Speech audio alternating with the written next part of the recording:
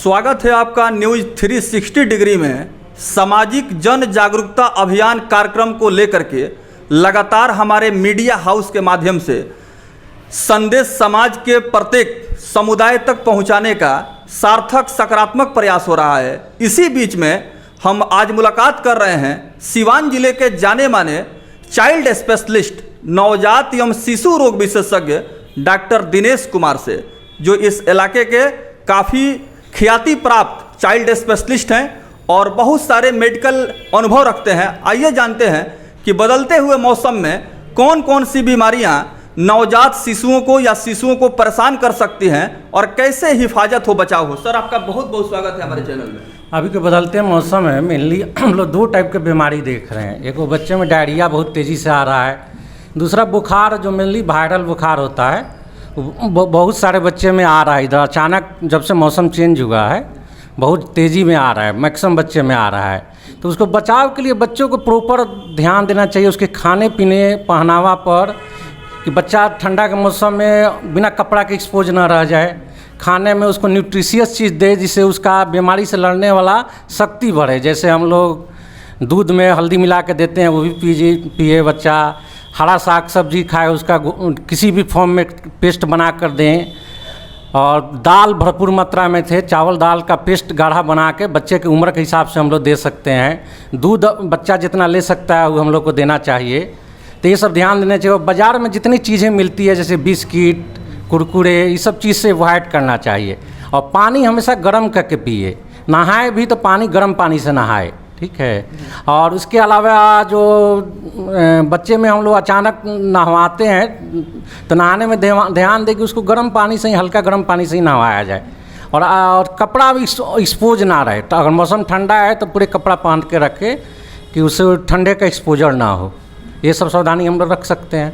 और कोई भी जैसे बच्चे में कोई भी ज़्यादा दिक्कत हो, ये बहुत ज़रूरी है कि अगर बच्चा में सांस लेने में दिक्कत हो या दम मारे या बुखार बहुत तेज़ देह गरम लगे, और या कभी कभी होता है बहुत तेज़ बुखार होने पर झटका लग जाता है जिसको बोलते हैं कन्वल्सन हम लोग बोलते हैं, जिसमें बच्चा मुंह थोड़ा टेढ़ा करने लगता है।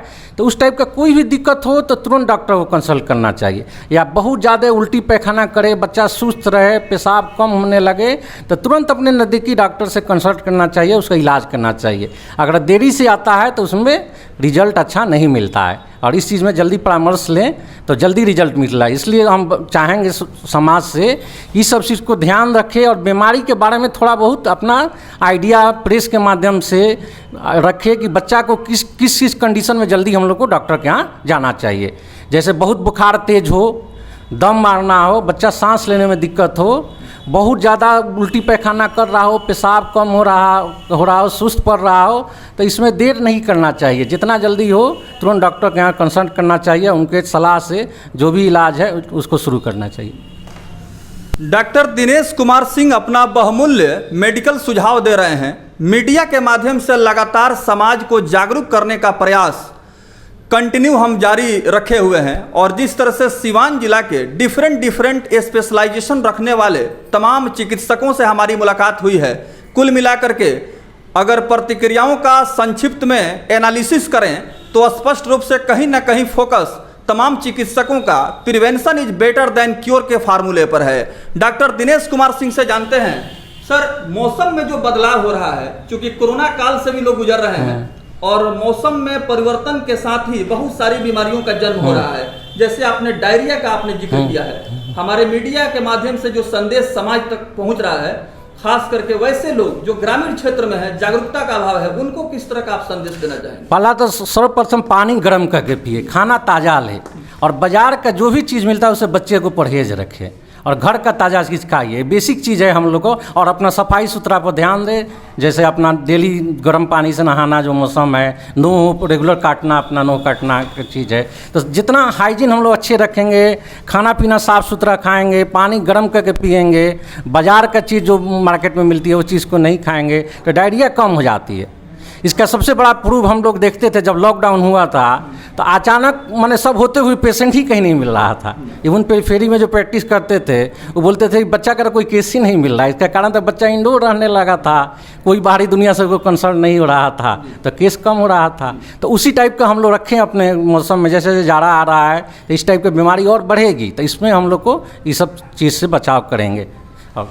अंतिम सवाल डॉक्टर दिनेश कुमार सिंह से अवश्य हम पूछना चाहेंगे, क्योंकि बदलते हुए मौसम में होने वाली सामान्य तौर पर जो बीमारियां हैं जो मानव शरीर पर दुष्प्रभाव डालती हैं, विशेष करके बच्चों का उम्र काफ़ी नाजुक होता है, कम होता है, और उनको संक्रमण से लड़ने की जो शक्ति होती है काफ़ी कम होती है। इम्यूनो सिस्टम के विषय में जानना चाहेंगे कि रोग प्रतिरोधक क्षमता का विकास कैसे हो, ताकि बाहरी जो इन्फेक्शन है, वायरस और बैक्टीरिया हैं, उनसे कैसे बच्चा महफूज रहे।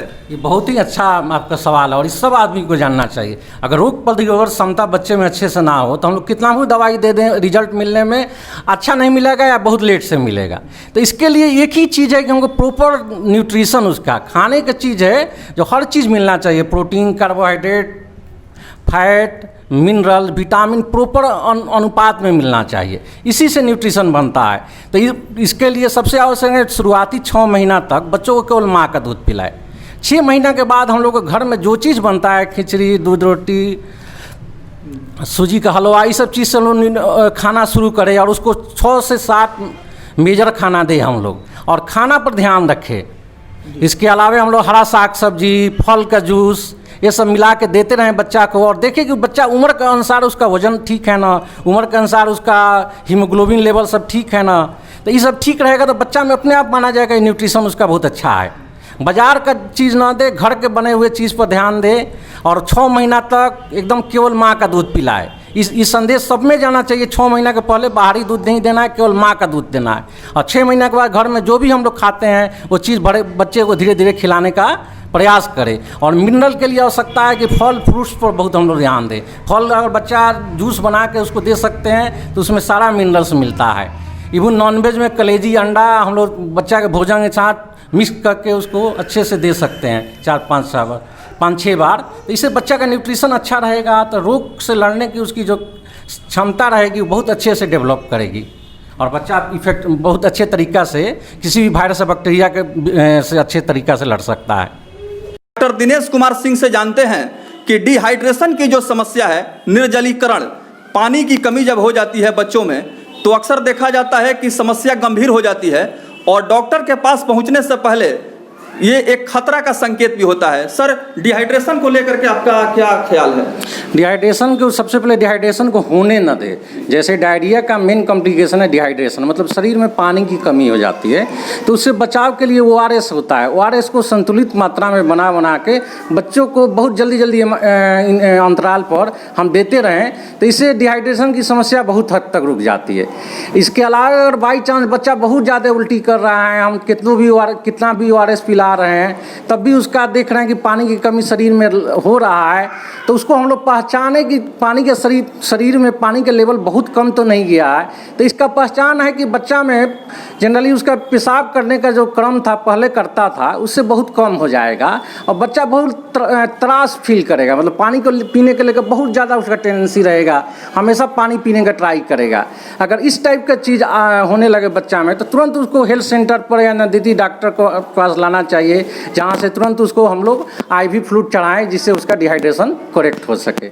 उसमें देर करने के चलते बच्चा में किडनी पर असर आ जाता है, इलेक्ट्रोलाइट इम्बैलेंस हो जाता है, जो बाद में बहुत सीरियस केस बन जाता है। तो उस चीज़ से बचाव करें। जल्दी से जल्दी अगर सीवियर डिहाइड्रेशन हो तो नज़दीकी स्वास्थ्य केंद्र पर पहुँचे। और डिहाइड्रेशन से बचाव के लिए है कि ORS संतुलित मात्रा में बच्चे को लगातार पिलाते रहे। जी सर, डोमेस्टिक ट्रीटमेंट की बात करें तो डिहाइड्रेशन में किस तरह का घरेलू उपचार होना चाहिए? क्योंकि महिलाओं को ये जानकारी अवश्य होनी चाहिए कि बच्चा अगर उल्टी कर रहा है, लगातार लूज मोशन हो रहा है, पानी की कमी हो रही है, डेफिशिएंसी ऑफ वाटर का मामला क्रिएट हो रहा है, तो ऐसे में डोमेस्टिक ट्रीटमेंट क्या क्या हो सकता है? ORS तो हर जगह मौजूद है, नज़दीक में लेना चाहिए। इसके अलावा राइस वाटर हम लोग का है, नमक, चीनी और पानी का जो घोल है तो हम लोग को देना चाहिए। दाल का पानी दे सकते हैं। तो ये सब जो घरेलू उपचार है उसको हम लोग करना चाहिए। अगर विलंब हो जाए तो किस तरह का घातक समस्या सामने आ सकती है? बोले डिहाइड्रेशन के चलते बच्चा में सबसे पहले किडनी पर असर आता है, इलेक्ट्रोलाइट इम्बैलेंस होता है। तो इलेक्ट्रोलाइट इम्बैलेंस होगा तो शरीर में हार्ट से लेके ब्रेन तक सबका असर आ जाता है, और किडनी का असर होगा तो यूरिया क्रिएटिनिन बढ़ेगी, वो भी बॉडी का हर एक सिस्टम को इन्वॉल्व करेगी, इन्फेक्शन होगा। तो इस तरह एक बहुत ही खतरनाक कंडीशन आ जाता है, तो उस चीज़ को रुकना होता है। कोरोना से डरने की आवश्यकता नहीं है, जो सावधानियाँ हैं उसको हम लोग को करना है। जैसे मास्क पहनिए, एक डिस्टेंस का पालन करिए, भीड़ नहीं इकट्ठा करिए, और सोशल डिस्टेंसिंग का पालन करते हुए अपना सारा काम करिए। तो हम लोग कोरोना से लड़ ही सकते हैं, उसका जब तक वैक्सीन नहीं आ जा सकता है हम लोग सावधानी बरत के ऐसे इसी तरह कोरोना से लड़ सकते हैं। और न्यूट्रिशन के बारे में जो बताया गया है उसका ध्यान रखिएगा। कोरोना हो भी है तो अगर हमारा बॉडी शरीर का रोग प्रतिरोधक क्षमता अच्छा होगा तो कोरोना कुछ नहीं करेगा। आज हमारे साथ बहुमूल्य सुझाव दे रहे थे सिवान जिले के जाने माने नवजात एवं शिशु रोग विशेषज्ञ डॉक्टर दिनेश कुमार सिंह, जो